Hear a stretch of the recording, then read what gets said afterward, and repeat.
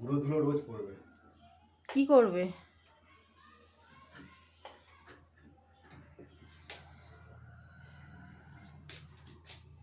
জমেছে বাবা, জমবে না?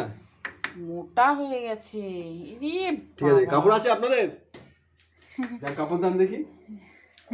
হ্যাঁ বাবা, এ তো মানে সে গুড়ের চিট না বাবা, এরকম ময়লা পড়ে?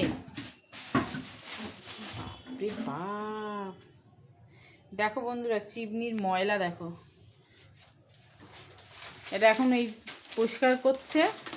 এই লোকটাকে ডেকে আনলাম পরিষ্কার করে দেবে বলে। কত টাকা নেবে? আমাকে দুমুঠো খেতে দিলে হবে, পয়সা লাগবে না। ঠিক আছে ঠিক আছে, একটা লোক ডাকবে, সে 500 টাকা নেবে, ঠিক আছে?